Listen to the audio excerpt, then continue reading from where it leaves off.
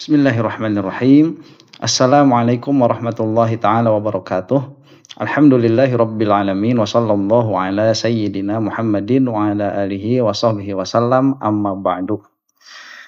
Saya tidak pernah menyangka sebelumnya bahwa akan banyak kesamaan begitu ya. Akan banyak sekali kesamaan antara saya dengan Ki Imad dalam beberapa permasalahan. Ya, dalam satu permasalahan lah minimalnya begitu ya. Ini Ki Imad itu pernah mengomentari Ar-Razi Hashim yang terkenal dengan Buya di YouTube itu, yang mana itu tidak pantas ya disandingkan untuk Ar-Razi Hashim. Ar-Razi Hashim ini sudah pernah saya bahas, perkataannya itu banyak sekali yang melantur. Dan melantur itu dalam pengertian menyesatkan orang-orang yang mengiyakan perkataan yang bersangkutan. Contoh misalkan waktu dia mengatakan bahwa orang yang menyembah Nabi Isa itu kalau yang dilihat adalah Allah Subhanahu wa taala di situ, yaitu selamat-selamat saja ya. Kemudian ada ismur ruh. Kemudian ruh itu manfuh, ditiupkan bukan diciptakan dan lain sebagainya. Itu adalah perkataan-perkataan yang bukan hanya sesat, tetapi level sesatnya itu sudah menyesatkan yang bisa mengeluarkan seseorang dari agama. Nah, kepada Ar-Razi Hashim ini saya mengkritiknya keras memang.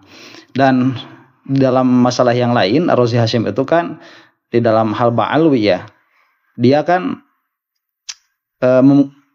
mengisbat lah katakan begitu ya. Padahal bukan mengisbat, itu apa paling ya, mengakui, mengikrar ya, atau lah tidak kontra setidaknya dengan ba'alwi. Nah, disitulah Imad ini mulai menyerang begitu ya, mulai menyerang Ar-Razi Hashim. Dan dalam permasalahan ini kita akan saksikan bagaimana Ki Imad yang saya sebutkan lah ya dulu versi waras di dalam mengomentari Ar-Razi Hashim. Kita akan lihat ya. Nah, sekarang ini yang ada di medsos, orang-orang yang bukan orang pesantren banyak yang ngomong-ngomong tasawuf, banyak yang ngomong-ngomong thariqah. Muncul fenomena Ustadz Raji Hashim. Yang tasawufnya ngacak itu nggak sesuai dengan ajaran tasawuf pesantren itu. Ada ismur ruh segala macam, ada Qutbul Gawas Imam Mahdi, itu tasawuf yang tidak sesuai dengan tasawuf Nahdlatul Ulama. Yang tahu nama kita orang tua kita bukan? Yang ngasih nama kita siapa Pak? Orang tua kita. Maka yang tahu nama ruhani Bapak itu bukan saya, tapi siapa yang tahu? Bapak Ruh. Tapi Bapak Ruh itu punya pewaris. Bukan ulama yang bisa baca kitab ini.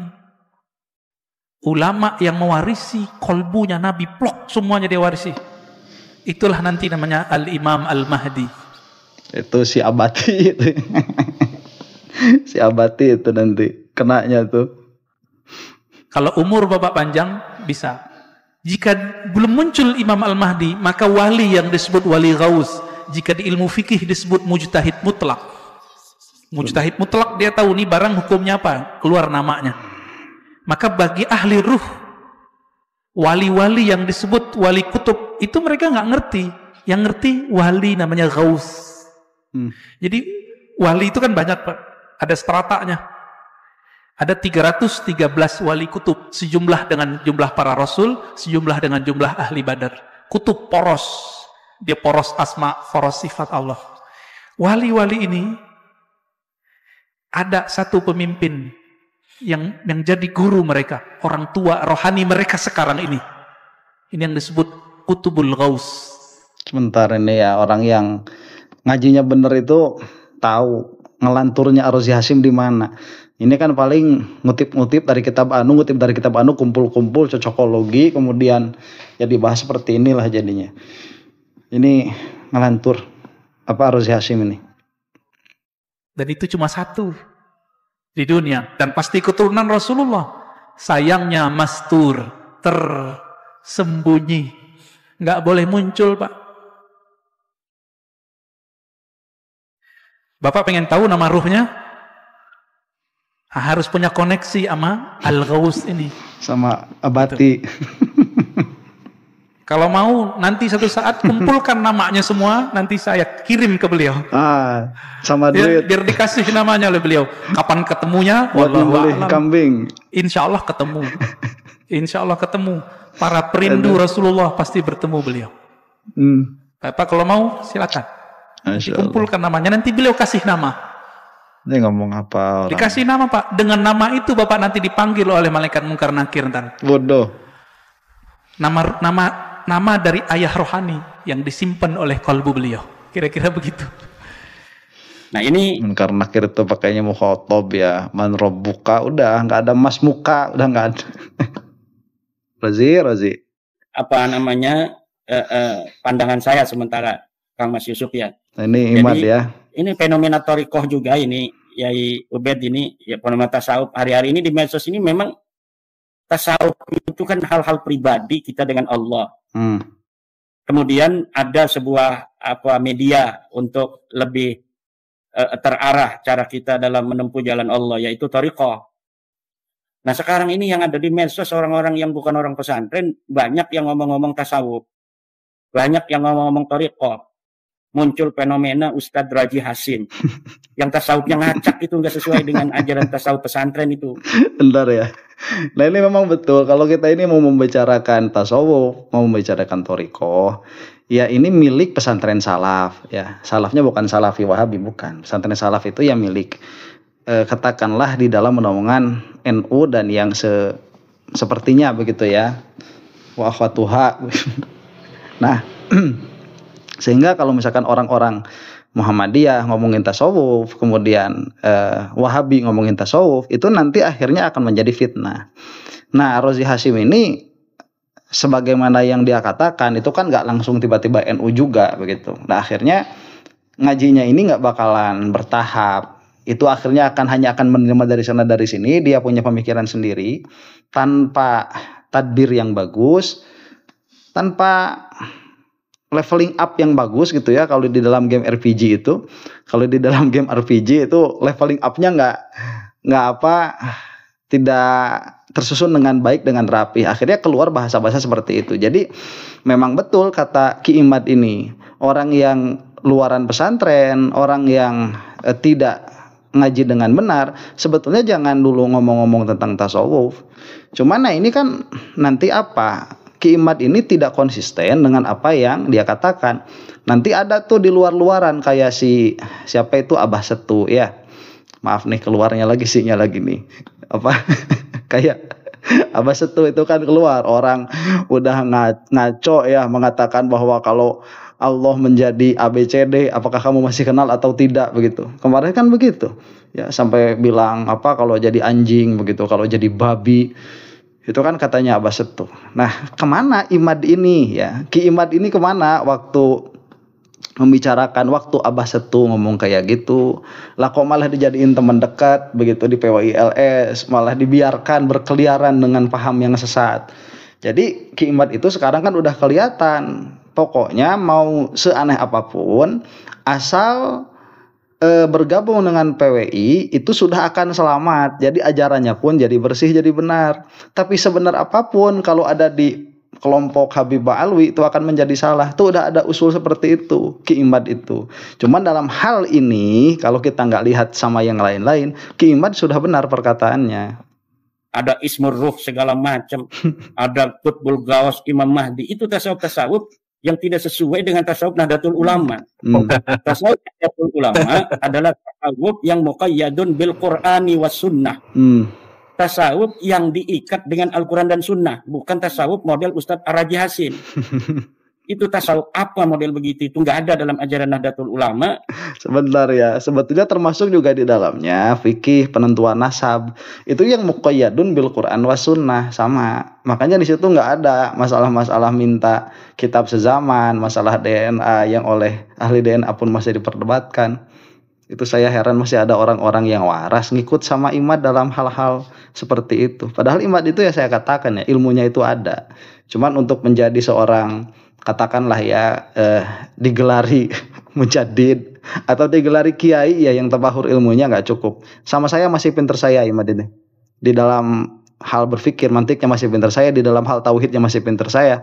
Imad itu dia lebih dari saya di dalam alat ya, istilah-istilahnya.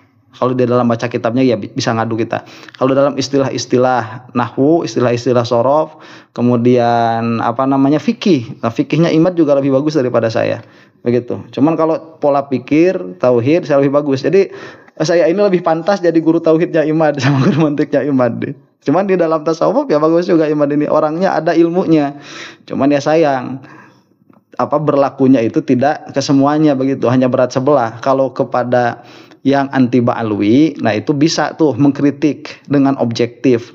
Tapi kalau ke yang pro Ba'alwi nggak bisa, ya nggak bisa. Kalau yang kebalik ya, kalau yang ke pro Ba'alwi itu bisa mengkritik tuh, ilmunya keluar. Ini Ar-Razi Hasyim salah nih, keluar tuh ilmunya, bagus, mukadimahnya ya, hujahnya. Tapi kalau misalkan udah masuk PWI aja orang sesat, tumpul itu Ki Imad itu malah kelihatannya jadi orang yang bagus juga di sisi Ki Imad. Dan orang-orang NU jangan ikut-ikut itu.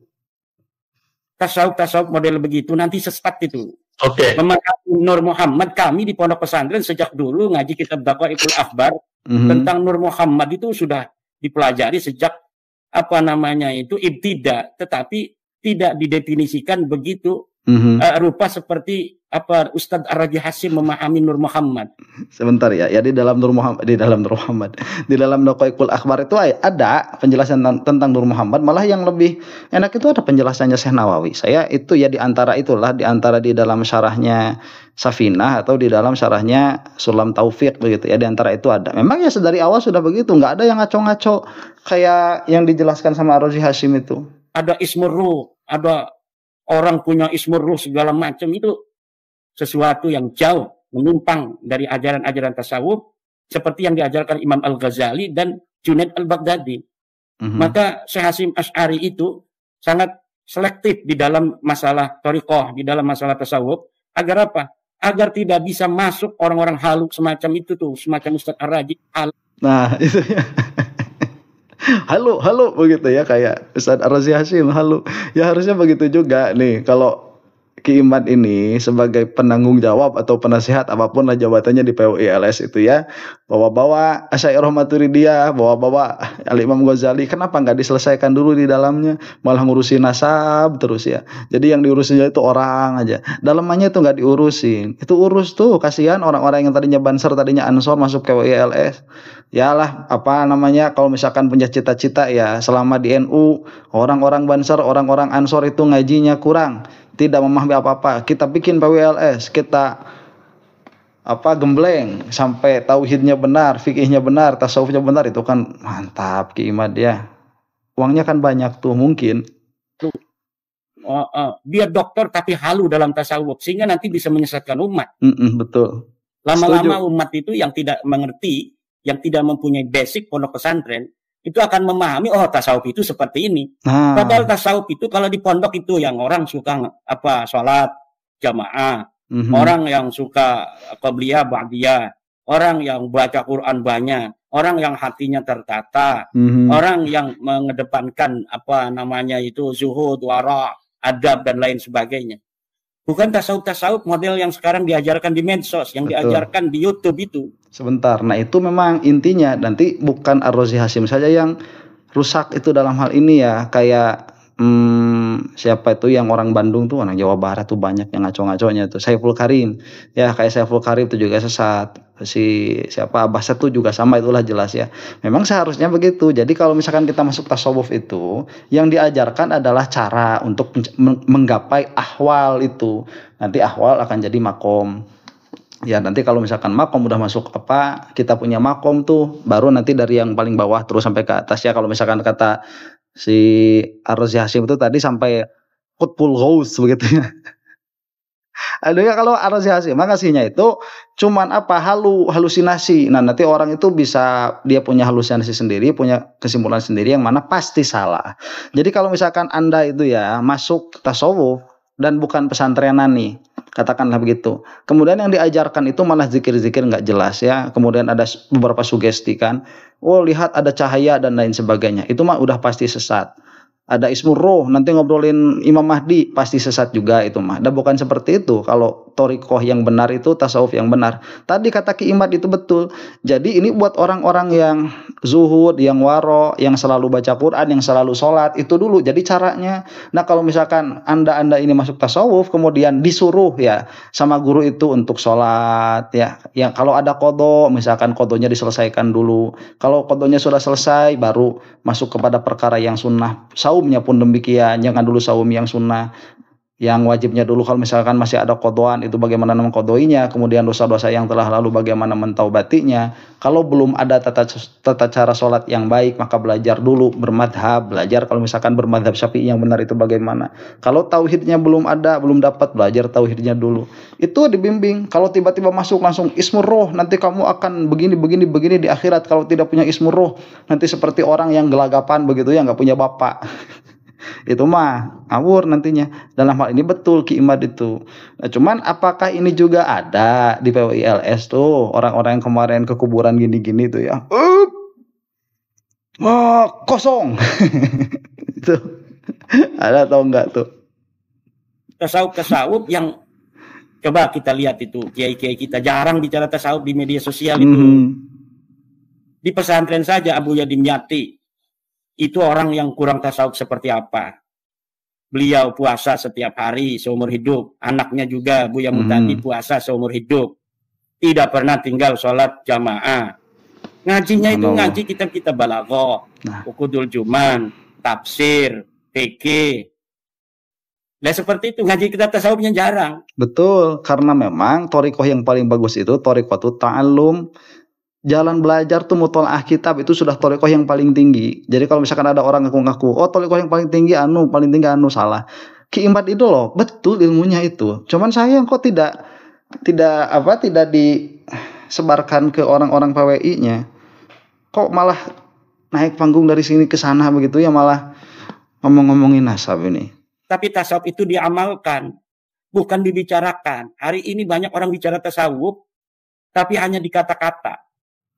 Tasawuf itu diamalkan, bukan dibicarakan. Betul. Nah, sekarang tasawuf dibicarakan, tasawuf falsafah.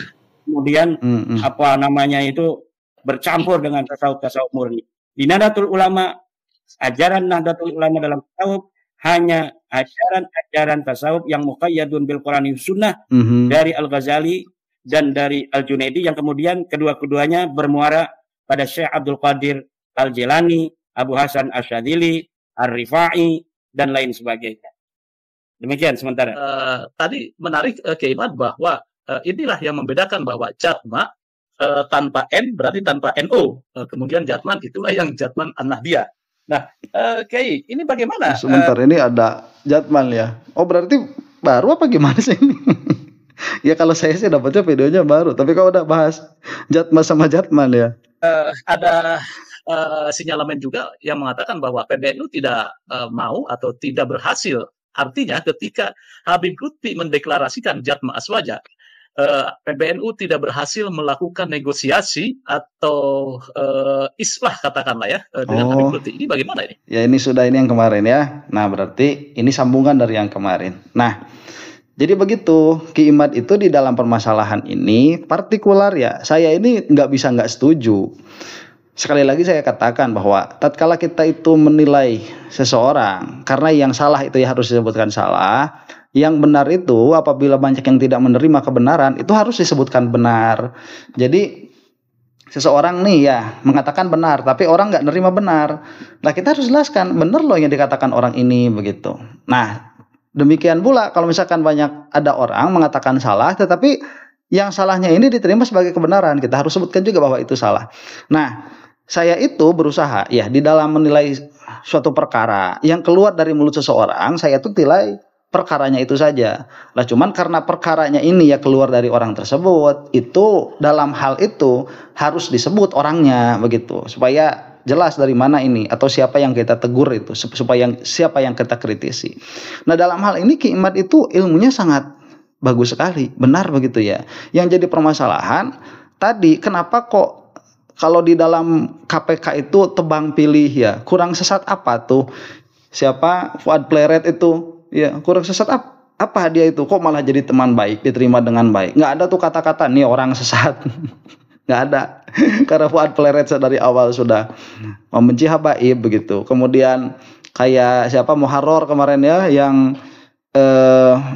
katanya ahli nahwu tuh tapi malah loncat jadi mukimat, kemudian keluar keanehan-keanehannya itu, mimpi lah apa segala macam. Kemudian Abah Setu itu kemarin sudah jelas ya, banyak juga permasalahannya. Nah, Ki Oma ya itu juga sama tuh banyak permasalahannya di dalam apa-apa yang mereka katakan. Kenapa Ki Imad itu sebagai teman yang baik bagi mereka gitu ya, Abbas Buntet tuh sebagai teman yang baik bagi mereka, kok tidak memperhatikan mereka? Kenapa tidak diperhatikan bahwa mereka itu salah kemudian diluruskan? Nah ini sekali lagi ya, Ki Imad ini ilmunya ada, makanya nggak bakalan seheboh ini kalau misalkan keluar dari orang-orang yang memang tidak ada ilmunya. Katakanlah dari awal misalkan yang membatalkan Ba'alwi ini bukan Ki Imad, yang membatalkan Ba'alwi itu misalkan dari awal yang menjadi tonggak itu siapa sih yang dari DNA Cupang itu namanya Sugeng ya, Sugeng dan Dokter Sugeng misalkan. Nah Dokter Sugeng nih berdiri sendirian membatalkan Ba'alwi dengan DNA, nggak bakalan ada, nggak bakalan bisa, nggak bakalan didengar. Nah karena Ki Imad ini dalam beberapa kasus, di dalam beberapa case itu ada ilmunya, makanya tatkala gerilya ke pesantren-pesantren itu mereka serasa dicerahkan. Karena memang banyak juga pesantren sekarang itu yang bodoh-bodoh, banyak ya. Kalau saya mah yang mengatakan saja demikian adanya.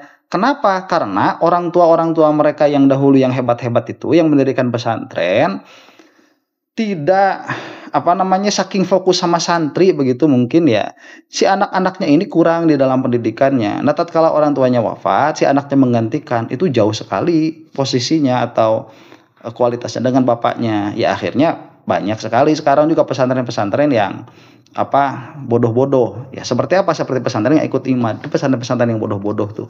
Saya mah tanggung jawab ya. Jadi kepada siapapun pesantren manapun yang membenarkan perkataan Ki Imad, itu pesantren kurang wawasan. Saya itu menantang saja dalam hal mantik dan tauhid, jadi situ saja karena ini pondasi dasar. Jadi kalau pondasinya kuat, fitnah Ki Imad ini tidak akan masuk begitu. Fitnah Ki Imad, apalagi fitnah Ar-Razi Hasyim untuk orang-orang pesantrenan nggak bakalan kena. Orang yang kena fitnahnya Ar-Razi Hasyim itu lebih sedikit daripada orang yang kena fitnahnya Ki Imad. Kalau yang kena fitnahnya Ki Imad sampai fanatik dan itu sampai meluas, banyak sekali begitu ya. Manapun pesantrennya, saya katakan itu pesantren bodoh begitu. Nah terus kalau misalkan mau mengkritik saya, nanti kritiknya pakai ilmu lagi, jangan pakai orang-orang. Bodoh itu pesantrennya pasti, saya bisa memastikan begitu. Ngobrol sama saya online biar orang-orang bisa tahu begitu ya, siapapun yang mendukung Ki Imad pesantrennya itu, ngobrol sama saya urusan mantik satu, yang kedua urusan tauhid. Jadi jangan ngurusin nasabnya, karena urusan nasab ini nanti dia cabang dari bagaimana kita memahami perkara. Apabila kita di dalam memahami perkara memiliki mindset dan metodologi yang baik, memiliki mindset dan metodologi yang lurus, nasab ini kita nggak bakalan kecelek sama perkataannya Ki Imad itu. Nah tatkala kita itu kurang di situ, maka akan kena sama perkataannya Ki Imad. Jadi tantangan saya melebar sekarang, bukan hanya kepada Ki Imadnya saja, tetapi kepada pesantren-pesantren yang ikut Ki Imad. Karena Ki Imad ini punya ilmu begitu ya, dia sudah saya tantang juga nggak bakalan mau Ki Imad itu, Abbas Buntetnya nggak bakalan mau, karena udah tahu mereka itu saya itu ilmunya lebih tinggi dari mereka dalam hal yang saya tantangkan begitu. Saya mah nggak bakalan nantang Ki Imad dalam hal ngaji Alfiyah begitu ya, saya mau bunuh diri kalau kayak gitu mah ya. Kok Ki Imad ditantang Alfiyah. Mereka kan nyantrinya pesantrennya lebih lama begitu. Dan memang di pesantren itu sebagaimana perkataan Yai Said Akil Siroj, permasalahannya itu malah memperbanyak atau memperdalam fikih ya diperdalam. Kemudian alat, dalam pengertian alat di sini adalah nahwu sorof diperdalam. Tetapi kalau urusan mantik, urusan akidah, urusan ilmu kalam itu tidak diperdalam. Nah disinilah kelemahannya, makanya bisa kena sama fitnahnya Ki Imad ini. Demikian dulu ya, mudah-mudahan ini ada manfaatnya. Saya doakan orang-orang yang menonton video ini, bagaimanapun responsnya terhadap video saya, mudah-mudahan diluaskan rezekinya, diberikan kesehatan oleh Allah Subhanahu wa taala, kemudian diberikan futuh di dalam ilmu untuk yang belajar, mudah-mudahan diberi futuh, yang sakit mudah-mudahan diberi sehat, yang sedang berusaha mudah-mudahan diberikan kelancaran.